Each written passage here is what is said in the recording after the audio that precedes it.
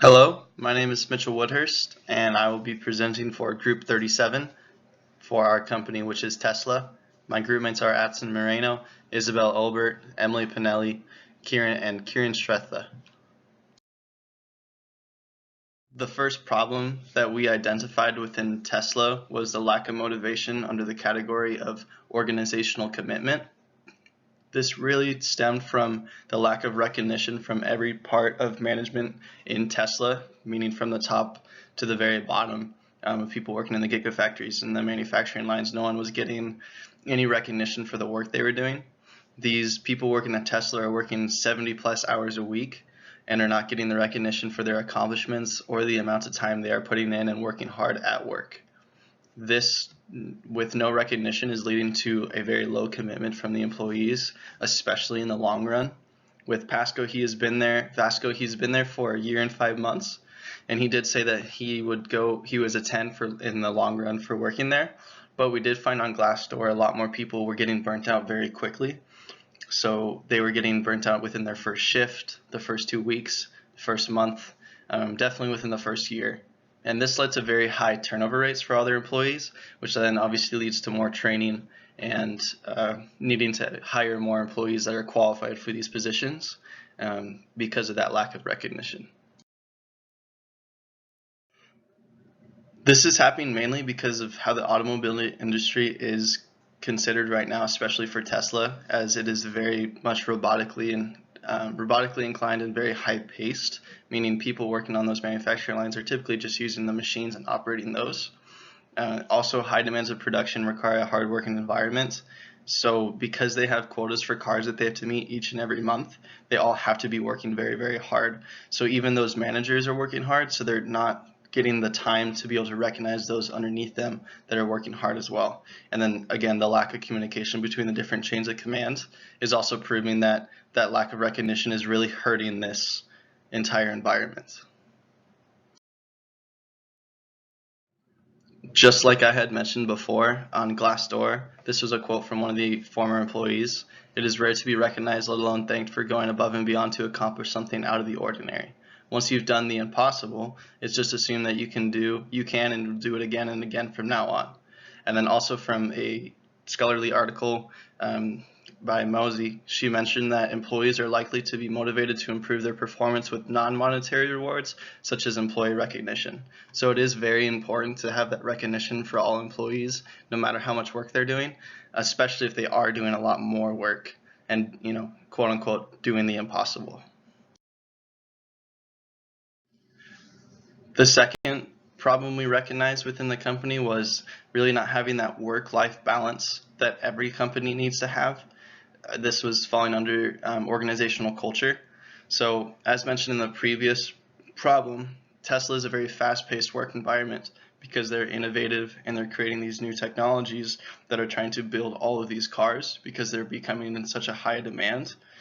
And they are also working those 70 plus hours a week. Now, this only causes people to be stressed and to be harmed, like physically and mentally, but it's also hurting their relationships. And these relationships are with people at home, so families, kids, wives, husbands, but also their coworkers in general. Because you're working so hard at work, you don't have the opportunity to build those relationships at work, to want to go and see your friends, your coworkers.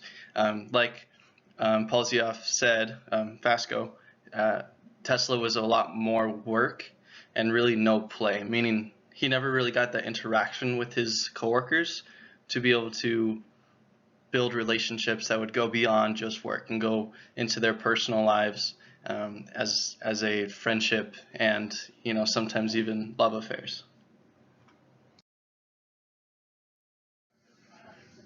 So this data was taken specifically from our interview with Vasco.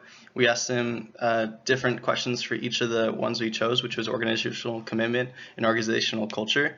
These specifically were about the culture, and his answer was do your work, do it the best you can all the time, more work, less play, like I had mentioned before. And then he also mentioned that, in your own words, how would you describe the culture of this company? People need to work hard because the people who aren't working hard are getting left behind, and a lot of times are the ones quitting or getting fired. And he just emphasized this again, that what are the core values of him and how the company, how do they align? and he really just said working hard.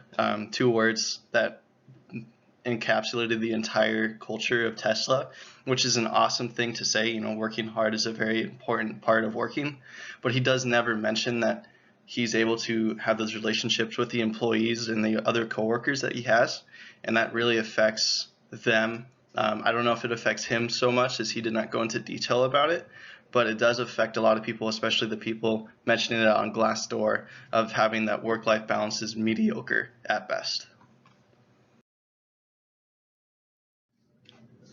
Former Tesla employees have keyed the phrase "the Tesla life" as kind of explaining what it's like working at Tesla. Employees are giving all of their time and dedication to this company and not being able to give it anywhere else, like family, coworkers, personal life. They're working those 70 plus hours a week, and for that entire 70 hours, it's extremely fast paced and leaves no times for coworkers to interact with one another. And especially that long hours, like I was mentioning, 70 plus hours is an insane amount, especially when you're working in a manufacturing plant or at a showroom. That really puts a stress on your life, and it puts a stress on your work life, and it's becoming a problem for Tesla because these employees and these former employees are coming out and saying, you know, this is not the best place to work, and like the previous slide mentioned, that it was mediocre at best for that work-life balance. So the best solution we came up with problem one was a key phrase that we said was "pay it forward with words." And this entire initiative was going to be just making it very obvious to employees and management that they need to start recognizing what their employees are doing.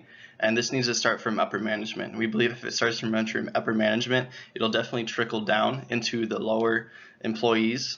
And this is going to be the best way to do it, because if we start at the lowest employee, it may not work its way up to management, and it will definitely fall off over the long run. So that's really, we really want to push pay it forward with words, because it's not only going to improve that motivation, but it's also, or improve recognition, but it's also going to improve motivation levels throughout time with the employees. It encourages feedback, and we can use it as ways to improve upon that recognition. So we're definitely going to be tracking a few select employees about how they feel and how they're recognized versus before, and how they're being recognized now with this new initiative of pay it forward with words. So of course, with any solution, it comes with its own set of risks, and the three that we've noticed would be underperforming employees would definitely be seen a lot more now, because you're recognizing those ones that are going above and beyond. And if you're not going above and beyond, there's that possibility that you won't be getting recognized.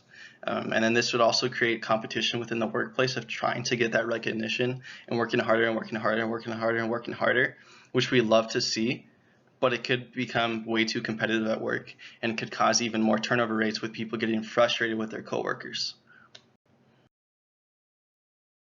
For problem two, we created the solution of a more flexible scheduling system. So this allows coworkers to engage online via a platform to decide what their perfect schedule would be, and management is able to take this in consideration when they're deciding when they're going to work, how they're going to work, for how long, how many hours a day they're going to work. We've also wanted to incorporate coworker engagement outside of the workplace. So yearly employee activities such as kickball tournaments, softball tournaments, long breaks of lunch of the entire group going and giving lunch or a dinner. This will really engage the employees with one another and let that organizational culture start to build itself and become a more and more engaging company. So obvious risks with this, especially with those lunches, is that people would be starting to take advantage of these and working a lot less hard. And then also disruptions in automobile development schedule. So obviously this needs to be a very tight-knit schedule to where the automobile quotas are being met and are still okay, but we still want that employee interaction, that employee happiness to grow. So we also want to be careful that this doesn't drive employees towards social events during times when it's not supposed to be, and you're really putting that barrier between social and non-social events, so they're getting their work done, but we're also building these relationships that could last a lifetime. As we all know, Tesla has already cemented itself as the leader of their industry in the electric car manufacturing industry. They are creating innovative processes to make electric vehicles and are being very, very successful in that. But if they're able to take that innovation and that success and put it more towards employee management strategies, their business will skyrocket. And not only will the public see them as a more positive company, both in their manufacturing and their employee management, but future employees will look at it that way and want to go and work for an awesome company like Tesla. Thank you so much for listening to this presentation. I look forward to hearing your feedback.